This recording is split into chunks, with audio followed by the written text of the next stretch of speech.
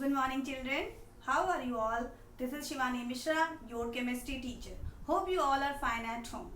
Today, for the class 11, we will move to the next topic of the chapter Atomic Structure. In the previous videos, we have learned the discoveries of electrons and protons, that is, the negative charges and the positive charges in an atom. Now बात आती है कि after the discovery how these both electrons and protons are arranged in an atom, इनका क्या arrangement है. तो इस चीज़ के लिए थॉमसन जी ने एक एक्सपेरिमेंट किया और आपको फर्स्ट मॉडल ऑफ एटम बताया. सो स्टार्ट करते हैं, but before starting I would like to say you all to please like and share this video, subscribe my channel, and please everyone comment on the comment section box. Okay, without wasting time we will move. Thomson's model of an atom.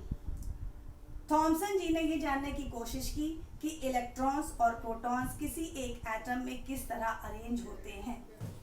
Sir J.J. Thomson gave the first model of an atom in 1897. 1897 में इन्होंने अपना पहला model दिया.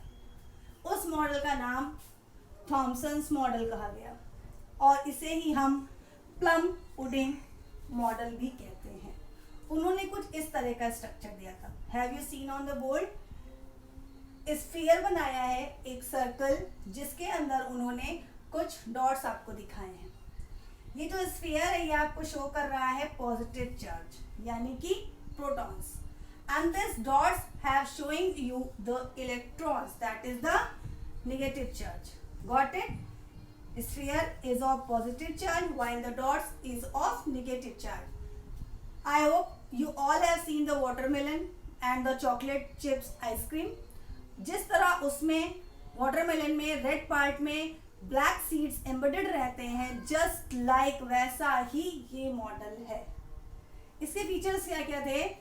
Atom consist of an uniform sphere, circular होता है, of the radius आप सब समझते हैं सेंटर पॉइंट से जो इसकी डिस्टेंस होती है, and the radius is of about 10 to the power -8 centimeters. Positive charge is spread over the entire surface of this sphere. Watermelon का जो रेड पार्ट है, ये जो पूरा पार्ट आप देख रहे हैं, ये पॉजिटिव चार्ज है. इलेक्ट्रॉन्स कैसे हैं? इसमें एम्बेडेड मीन्स धसे हुए हैं, फंसे हुए हैं. Electrons are embedded in this sphere. Net charge on the sphere is 0. कुछ इस तरह का अरेंजमेंट है कि पॉजिटिव और नेगेटिव का इम्पैक्ट इक्वल पड़ रहा है. क्यों इक्वल पड़ रहा है? क्योंकि atoms are electrically neutral.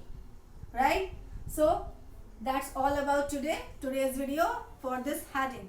Till then, thank you so much. Bye.